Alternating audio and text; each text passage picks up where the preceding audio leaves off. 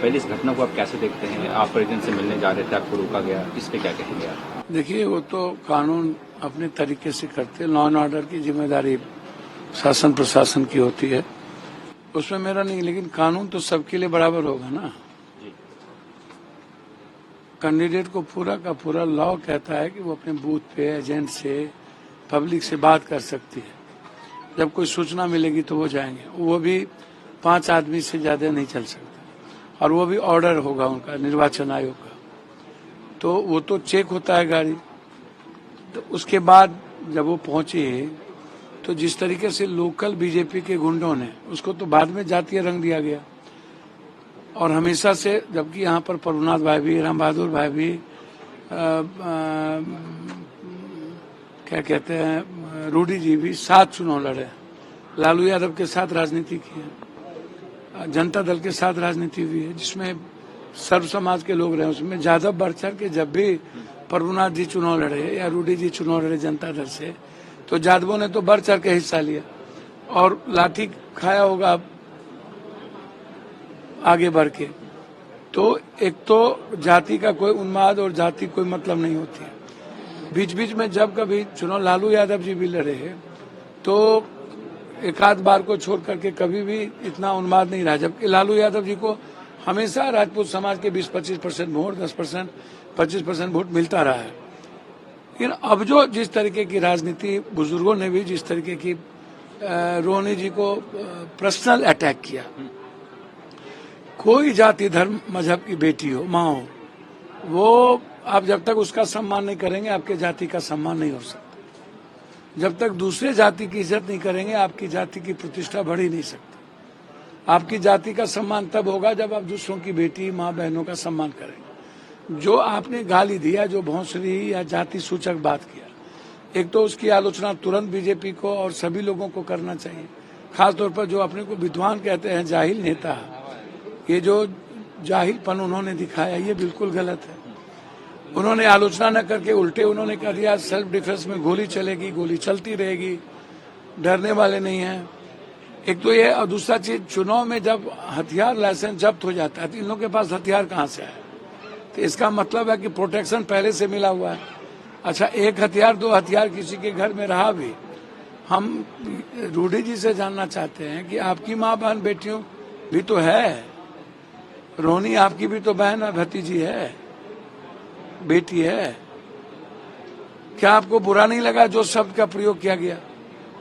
कितनी गंदी गंदी बात कही गई है वहां, वो आप उसका अंदाजा नहीं कर सकते। तो बढ़ के बात करनी चाहिए, रोकनी चाहिए। हम लोग तो किसी भी कीमत पर किसी भी समाज और जाति के बेटियों को भगवान की तरफ पूजते हैं और पूजेंगे भी। लेकिन उसके बाद जो घटना घटी दूसरे दिन, और फिर रूडी जी ने जो बात कही, उससे लगता है कि ना तो दिल्ली में इनकी सरकार है ना बिहार में सरकार है। दोनों जगह सरकार कोलैप्स कर गई है। सरकार पर इनको विश्वास नहीं है, तो नहीं है तो सरकार, बिहार सरकार को बर्खास्त कर दीजिए और कानून आप अपने हाथ में लेना चाहते हैं। तो ये जाहिल पर नहीं है। तो इसके लिए जब वो कह रहे हैं कि आगे भी गोली चलेगी, अभी रुकने वाला नहीं है, तो इस पर एफआईआर होना चाहिए कि नहीं इस जाहिल पर? आप किसे जिम्मेवार मानते हैं? भैया बीजेपी के गुंडे, ये नेता। आज से आप तो बैकवर्ड फॉरवर्ड शुरू से हो गई। औरंगाबाद में भी यही राजनीति हुई, नवादा में यही राजनीति हुई, अब मुंगेर में आकर के आपने तो एकदम तबाही कर दिया। महतो वर्सेस भूमिहार करवाने की कोशिश किया, दोनों को जेल से निकाल लिए। एक नेता उधर से निकाले, एक नेता इधर से निकाले। वहां चुनाव क्या हो रहा था, वहां लग रहा था। अच्छा, सबसे ज्यादा इसमें मीडिया के लोगों ने वहां पर रोल निभाई, गलत लोगों को ज्यादा प्रोटेक्शन दिया, प्राथमिकता दी, और उसको गणेश परिक्रमा करते रहे। नतीजा हुआ कि पूरा तनाव बढ़ गया। वो तनाव का छपरा आते आते उसका आपने जो आपके मन में थी, जो तरीके थे, भैया 15-20 हथियार आए कहाँ से? जब एक दिन पहले चुनाव हुआ तो 15-20 हथियार वहां कहाँ से आए? सर, आपकी डिमांड क्या है? आप क्या चाहते हैं सरकार कैसी कार्रवाई करे इसमें? सारे गुंडे के लाइसेंस रद्द हो, 302 का मुकदमा सब पर लागू हो, किया जाए। जो लोग इन्वॉल्व है सीसीटीवी फुटेज के द्वारा, जो भी कानून को हाथ में लिया है, दोनों पक्ष के लोग, इधर से भी सुबह में कोई कानून हाथ में लिया है तो उन पर भी आप कार्रवाई करें। लेकिन एसपीडी ट्रायल तो 302 का करेंगे ना। 2 बच्चों की मौत अकारण, उसको भी आप देखिए क्यों हुई। तो आज पीस की जरूरत है छपरा में। छपरा हमेशा से ऐतिहासिक धरती रही है। छपरा को आप कहाँ सीप की नगरी, कहाँ भिखारी ठाकुर, कहाँ राजेंद्र बाबू, और कहाँ आपने छपरा को बिल्कुल जाहिल और क्रिमिनल का जगह बना दिया, एकदम मसल पावर का जगह बना दिया। ये ऐसी राजनीति कब तक? 4 के बाद राजनीति खत्म हो जाएगी। समाज को तो यहीं रहना है, तो समाज को तो बचने दीजिए।